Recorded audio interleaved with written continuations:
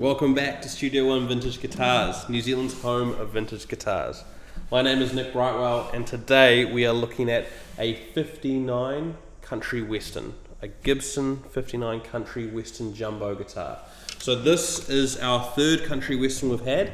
This is our second 59, and picking from the best of the litter, I would say this is the nicest of the three. This just has a beautiful open sound. It has been played well, it has been well loved. This is exactly what you want in a vintage guitar.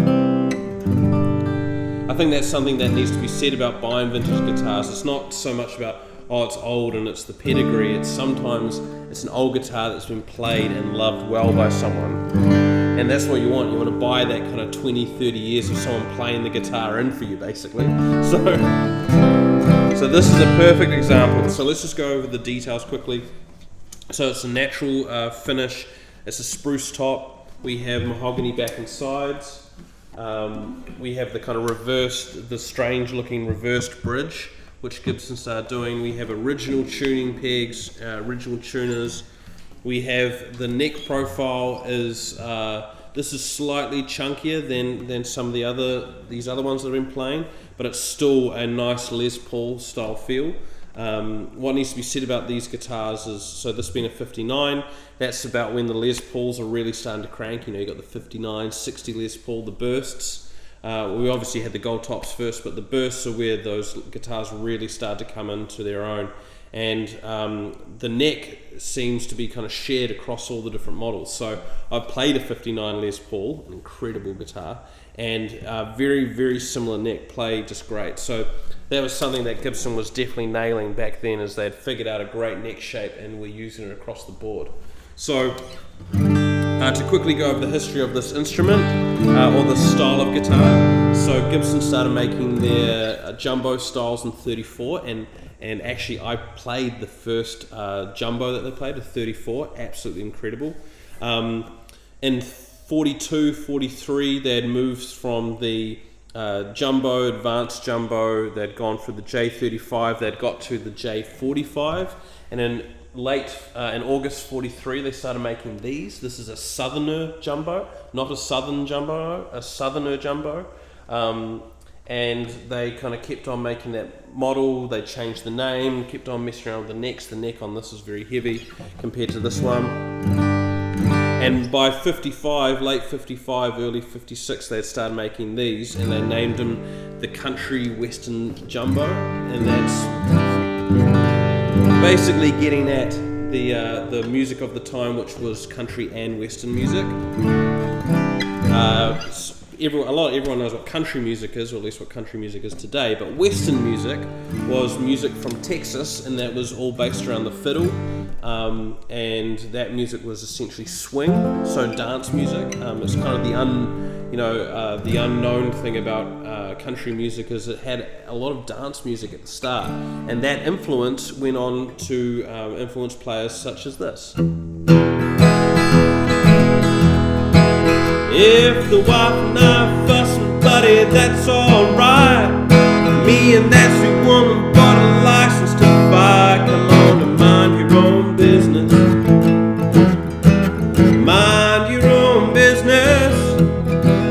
'Cause if you mind your business, then you won't be minding mine. So a bit of Hank Williams for you. So this guitar is really is perfect for blues. So that blues in E, we got now.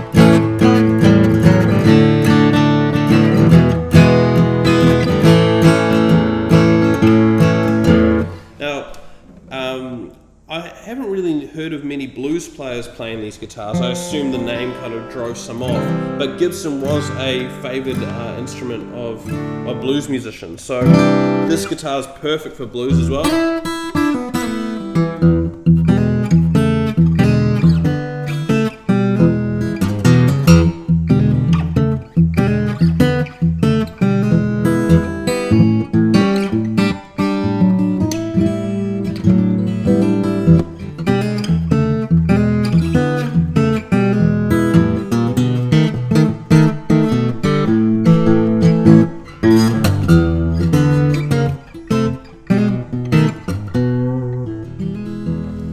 So let's just keep going through this guitar because it's, as I said, it's been well loved and well played, so it just sounds so open.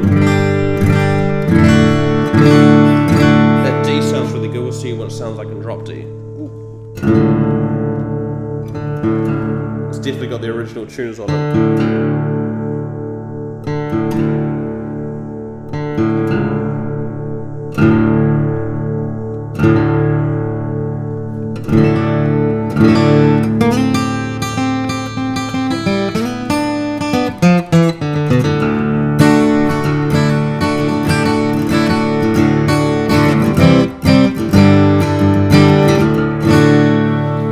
Check out the intonation a bit up here. This guitar, I'm going to assume that it's had a neck reset at some point in its life, but it may not have. It's very tidy. So we'll just check out the intonation.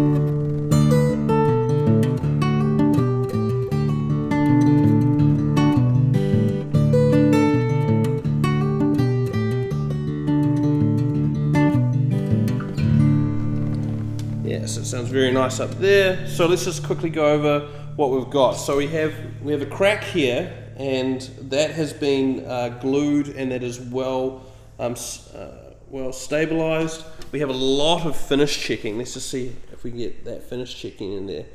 A lot of finish checking, which you don't always see on guitars. I wonder how finish checking like that can happen. It might be something to do with climate, dry climate versus cold climate maybe, but if you know, let us know in the comments down below. And as far as the back is concerned, we have a stabilized crack here, and that looks like a crack, but that is well sealed. And as far as the neck is concerned, it has kind of one long kind of divot here, but you don't notice that when you're playing. The under part of the neck has been well worn from the underside of the hand, and the thumb is worn the top. So it's a well worn guitar. It's just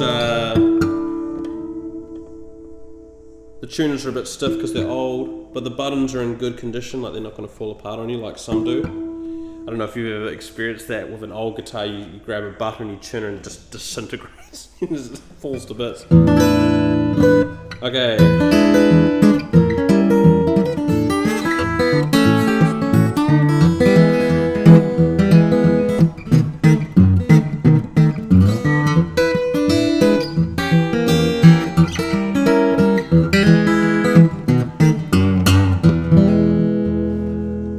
Yeah, so absolutely wonderful guitar. This is my favorite out of the three. We're going to do a little comparison video for you soon, so stick around for that.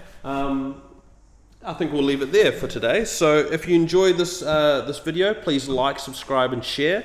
And if you're interested in this instrument, just get in touch. We can send you more video, just anything you like. Just reach out. But we'll leave it there. So my name is Nick Brightwell. This is Studio One Vintage Guitars. We'll see you soon. Have a good one.